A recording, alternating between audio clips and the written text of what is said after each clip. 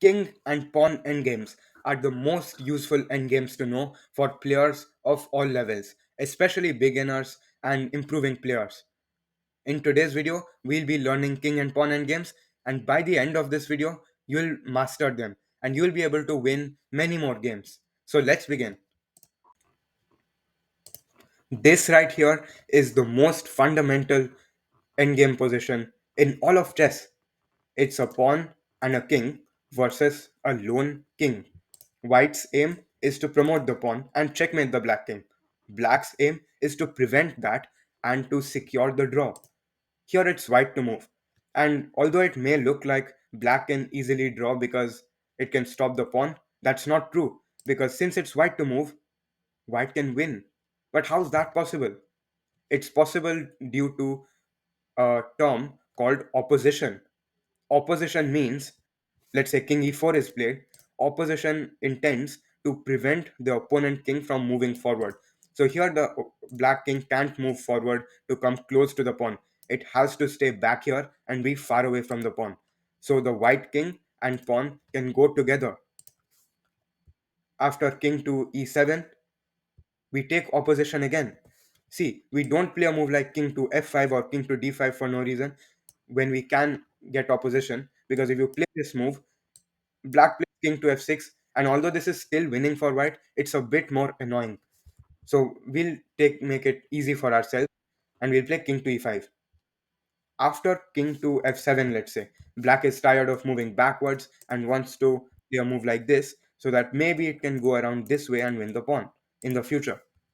Here, although we can get opposition, we don't have to. Again, our aim is to make the promotion of our pawn as simple as possible. Remember this: if you have the opponent king on one side and your king on the other, and there's a file in between where you can push your pawn, so it looks like king, pawn, and another king, then you are winning. Here we go king to d6, flanking the opponent king. We don't need opposition here because now we can just support the pawn and help it to promote. After king f6, we push. See, this is opposition again. The black king can't come forward to stop the pawn. After king f7, we play e5. We can also do opposition with king d7, but since we have the pawn so far up the board, we can still continue pushing. And now, after king to e8, what will you play? Remember, use opposition. Don't play a random move like king c7, king c6, or king d5. Play king to e6, getting opposition again. Yet again, the black king cannot come close to the white pawn. Black is forced to move his king to the side. What do we play here? Yes, we play king to f7 because again, there's a file in between. There's a king on one side and king on the other, which means that white is winning. After king d7, we push again as the pawn is protected by the king. We escorted the pawn with the help of the king, and now we are able to promote to a queen. And white ended up winning this game because king and queen versus enemy king is a checkmate. This is the same position that we were analyzing last time, except we have flipped the board. So we are playing from the black side here. And also, it's black to move. Believe it or not, this is a draw. If it's white to move here, then white wins. But if it's black to move, black draws. How is that possible? That seems so silly. Well, I'll prove it to you. What will black do here? Black will get opposition again, king to d6, and after, let's say, king e5, king e4, again opposition.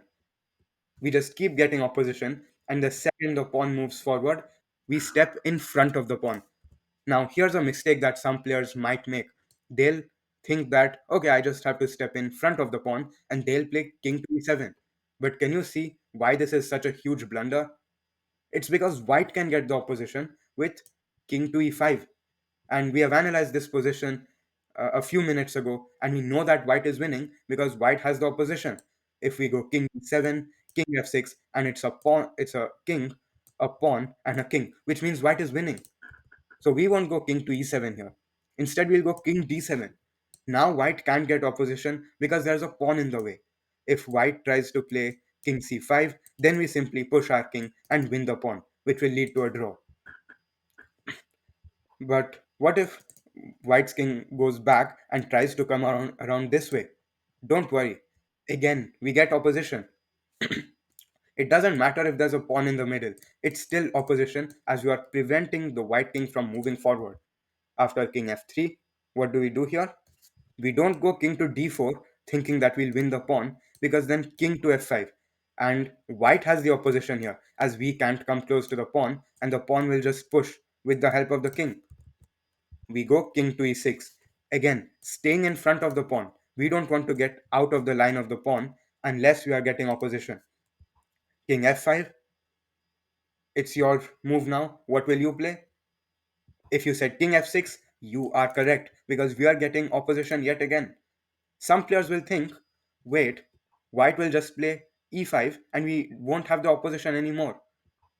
Well, king e6, and then it looks like white has the opposition. Are we losing here? No, because again we go behind the pawn, in front of the pawn, and white cannot get the opposition because of his own pawn.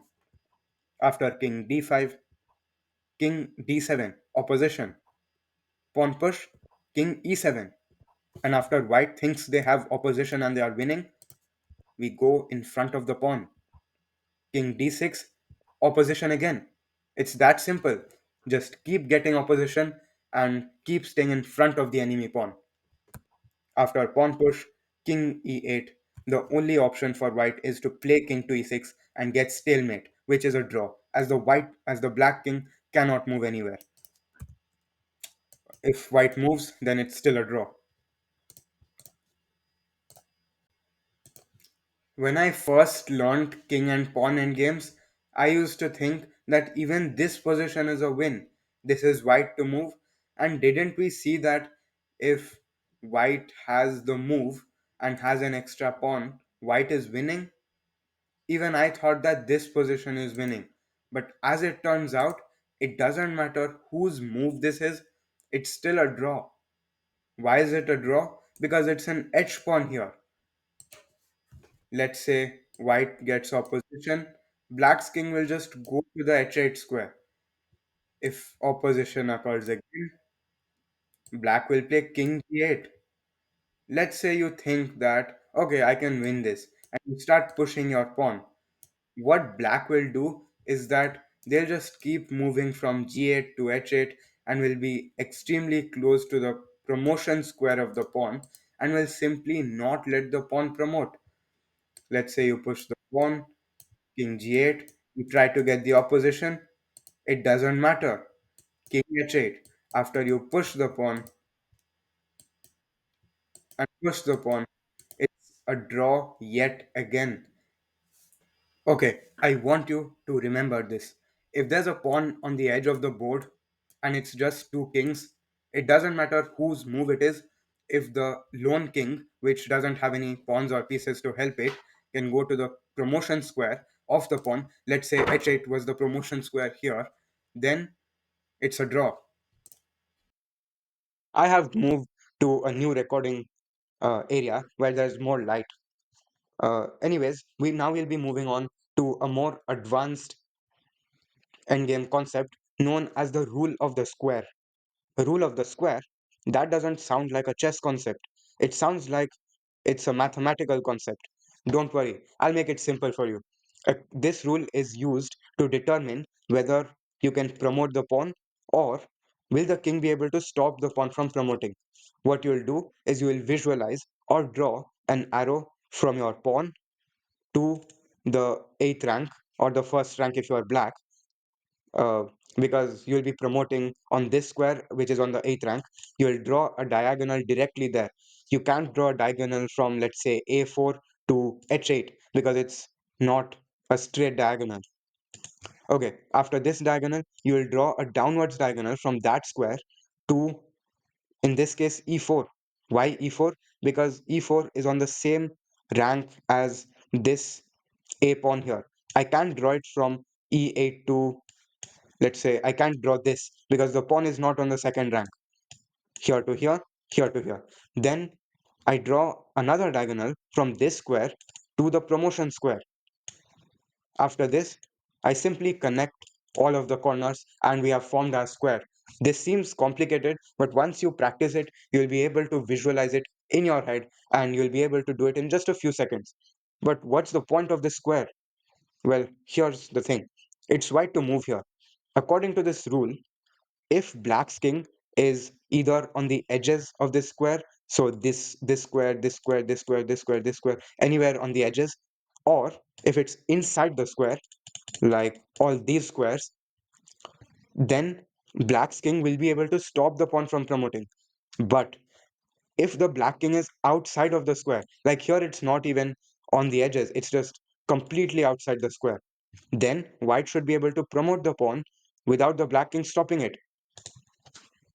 After push, black tries to bring the king closer, but white is able to promote because black's king was just one square outside the square that we created. Now, I'll be giving you a small challenge to help you improve at this method. Now, it is time for a challenge for you. It's black to move here, and let's say you play king g7. You are playing as black. Will black be able to stop the white pawn? First, you'll try to figure it out by drawing the square. So, where the pawn is standing, you'll draw a diagonal to the last rank. Then you'll be drawing a line straight down or straight up if you are playing from the opposite side onto the row of the pawn, rank of the pawn. Then you'll be drawing a line, a diagonal to the promotion square of the pawn, after which you'll just connect all of the corners, right? Wait, black's king is inside the square. So black must be able to stop this, right? Stop this pawn. What do you think? Take some time to reflect. Black's king is inside the square. It should be able to stop the pawn. Or is it? White will play a4. Let's see if it works. Can the black king stop the pawn? a5, a6, a7. Wait, why isn't the rule working? What's wrong? Well, here's what went wrong. We didn't account for the fact that white's pawn doesn't have to move one square forward each turn. It can move two squares forward on the first turn. So the square actually gets much smaller. So let's say white goes here. Now if we draw the square, it looks something like this, what we saw last time. It looks something like this. And black skin is completely outside the square because white played two moves, as a2 was the starting square for the pawn. Were you able to figure out this trick? Okay, I hope you learned how to use the rule of the square to figure out whether a pawn can promote or not. Now, we'll be seeing a secret trick which happens in tons of beginner and intermediate games. What do you think about this position? Do you think it's a draw because it's just two pawns versus two pawns and two kings? Also, it looks like after a4, when white tries to push their a pawn, black's king is inside the square and will be able to stop the a pawn, right? So, do you think this is a draw? Pause the video here to think. I know you have not paused the video yet, so pause it now. Okay, anyways, if you thought that this is a draw, you are mistaken. Why? Because this is a trick called fox in the chicken fight.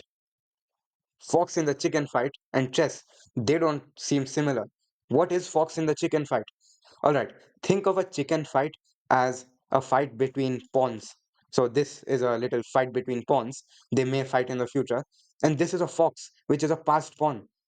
What this does is, when white goes a4, even though black can stop this pawn, white will bring their own king forward and will take all of these pawns because the black king is distracted because of this pawn. So white will win the chicken fight because this sneaky fox is distracting the black king. This was a trick that I read in an endgame book by Jeremy Silman.